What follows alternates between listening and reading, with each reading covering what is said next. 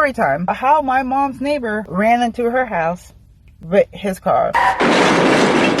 This is summertime, a week or two before my mom was going to leave to go to Texas. It's about like 7:30, 8 o'clock at night. I get a call from my mom and I answer the phone. And my mom is like, the neighbor ran into the house. And I'm wondering why she's whispering. I can't really hear her or make out what she's saying. And I was like, wait, what? Come again? What did you say? And again, my mom is like, neighbor ran into the house. All I'm hearing is neighbor ran house. Here's a little backstory about my mom's old apartment complex. Where my mom used to live before she moved, there's a lot of fentanyl users, fentanyl dealers, fentanyl buyers, fentanyl sellers. When she called and said that, I'm thinking, oh, one of these motherfuckers and took some motherfucking fentanyl, lost their goddamn mind, and ran into my mom's house. And so as I'm still trying to talk to my mom, forgive me y'all, I got fed up and I hung up on my mom. Because now I'm on my way to my mom's house with my handy dandy baseball bat. As soon as I step out the car, I'm busting out windows. So now I'm in my car. I'm driving to my mom's house and then she calls me back. And she's like, sorry, I couldn't talk because the police was here because the neighbor ran into the house. He was on that fentanyl shit, huh? And she's like, no, he ran into the house with his car. Wait, hold up. Pause again. Another backstory. So this particular neighbor is known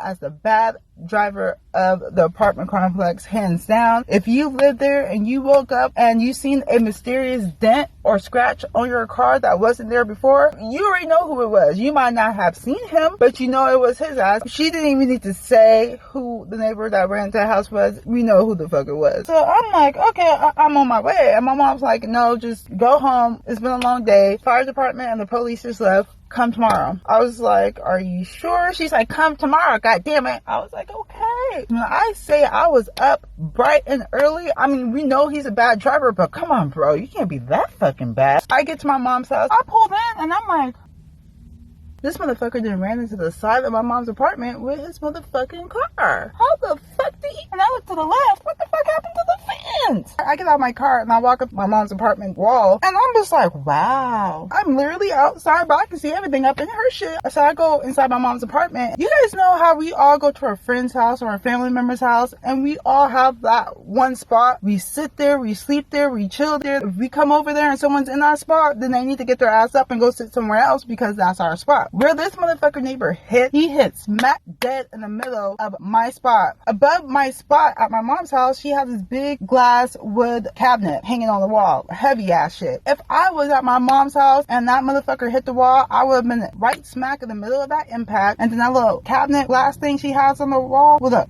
donked me in my head. And that nigga better hope I motherfucking died, because if I didn't, I'm suing. I look up, there's all holes in the ceilings because I guess when the fire department came, they have to make sure that apartment wasn't hit in a way where cave in or some shit like that. So there was holes in the ceiling. My mom was still upstairs asleep and I decided I'm gonna stick around because this neighbor, he's gonna have to come home sooner or later and I have questions. And I'm just waiting for this neighbor to get home because, ooh, I need to know. I just cannot fathom in my mind how this motherfucker can hit a wall. And he had a small little hybrid Toyota car. It was like 30 minutes, 40 minutes past. I hear something outside. I look through the hole in my mom's living room and I see him. I'm like, ooh, let's go get this tea. Act the roll. Boop. Oh my God. Are you okay? What happened? Come to find out, it was not the neighbor, but it was his brother. And they looked fucking identical. And he's like, no, I'm his brother and I came to check on the car and make sure the house was all locked up, because after he hit the wall, but the police took his ass in for a little blood draw. I'm talking with the brother. He doesn't really know too much what's going on. He just know that his brother called him from like the hospital or jail or wherever the fuck he was in. So I'm talking to him a little. So after the conversation's over, I go back inside. Maybe 40 minutes pass and the neighbor comes.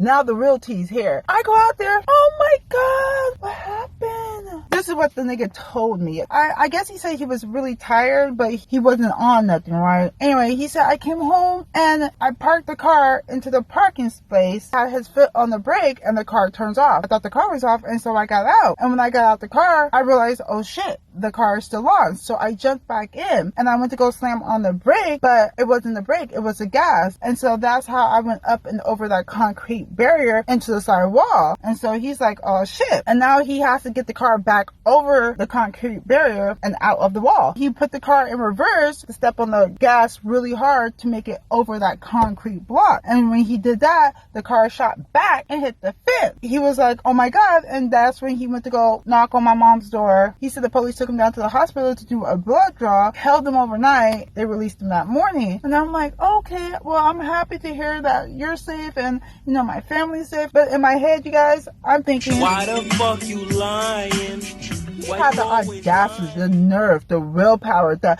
actual understanding in his mind that he was lying to me. And I'm like, yeah, okay. But in my head, I'm like, it's the lies. I can't take anymore. And you're probably wondering, well, Hannah, you weren't there. How the fuck you know he's a liar?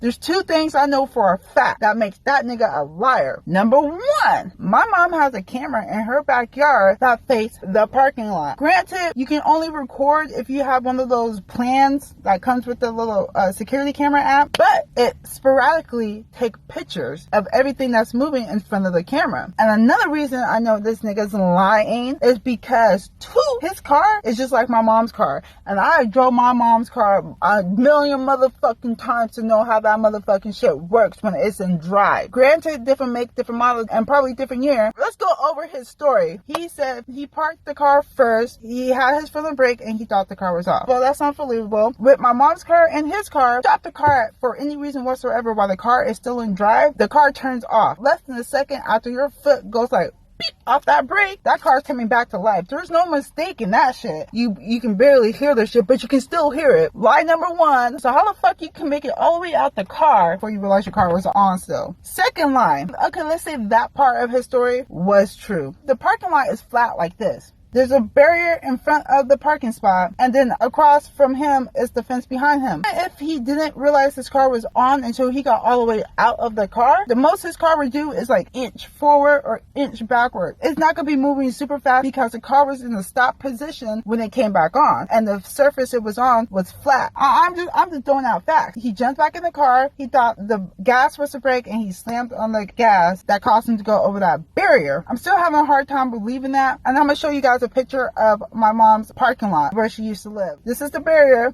Like right here is the wall of my mom's living room, and right here is the parking. And then he said his car's over the barrier now. Now he needs to get his car back over the barrier. In order to do that, slam on the gas. His car flew back and hit the fence. Yeah, that could be believable if it really happened that way, but it didn't. Now, let me tell you what that fucking camera shows. Now the picture's all time stamped, and what it shows is that he hit that motherfucking fence first. How he hit that fence? I'm assuming he must have been parked in his car already. Guess he was maybe reversing. He reversed a little bit too fast and he hit that fence, which also has a little concrete barrier in front of it. So he went over that barrier. To get off that barrier, he had to step on the gas, which then shot his car forward to give the car enough momentum to get over that concrete barrier and cause the damage that he did to my mom's wall. Basically, the camera showed him hitting that fence, then he hit my mom's wall. But he said he hit my mom's wall, which, I'm still listening to the story and I'm just like, this nigga's lying. He think I'm Boo Boo the Fool. It was hella early. I definitely look like Boo Boo the Fool. And then I'm like, oh, well, it's a good thing you had insurance.